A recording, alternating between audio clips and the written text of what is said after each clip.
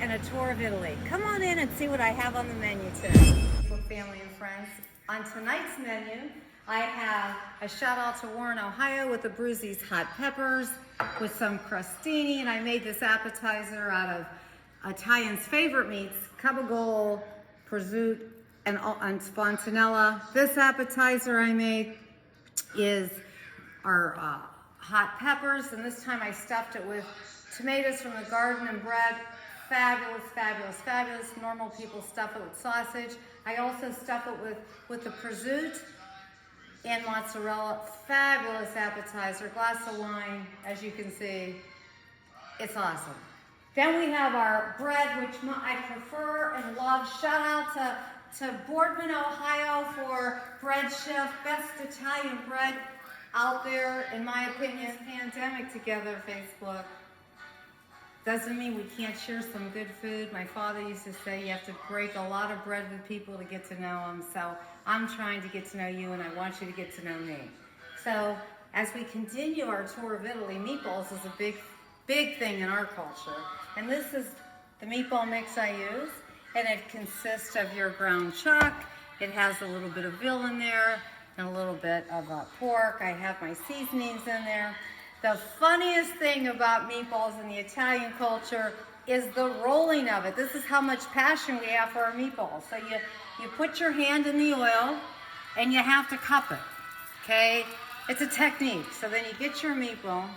It has to be completely round, and you cup these hands, okay? And you roll away. Okay, I'm gonna show you a little secret. You roll it away. Look how round it becomes, and it stays round. Now, for health reasons, a lot of people either bake them. Sometimes I'll bake them. Today, I'm frying them, and so we want that round texture.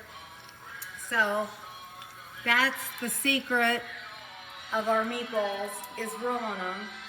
And then for dessert, we have our famous biscotti, which is almond, anise, and it's cheers and stay tonight along with the rest of our appetizers. Now that I showed you the technique to how Italians really make their meatballs, then to end the night, we end up with pepperoni rolls. Some people call it cheesy bread, pepperoni cheese bread. I call it my famous, Rosemary's famous pepperoni rolls. And that's how we end our evening. And then we get our biscotti, our anise almond biscotti, the best. It even goes with sangria. So now it's the end of the evening, Facebook, and Rosemary's going to enjoy the rest of her evening with my sangria and two of my favorite books that I'm going to read, that I have been reading, that I want to share with you. And Billy Olive, Undefeated, 3,000 Heist. I love the part, I'm just going to share one thing. He's in the war, the Korean War, and he falls madly in love. That's all I'm going to tell you. And so the girl's chasing him as he's heading back to the U.S. For all us romantics and Hallmark fans out there, you'll love that story. And then, oh wow, do I got a story for you. So as I'm reading Frame Innocence, which Friday, stay tuned, I'm going to interview Mr. Lordy about his fight for justice. This is former Mahoney County Commissioner Frank Lordy. Our local criminal justice system is all about plea bargaining. Find out what happened to me when I said no to the deal. Read my book, Framed Innocence, available now at Amazon.com.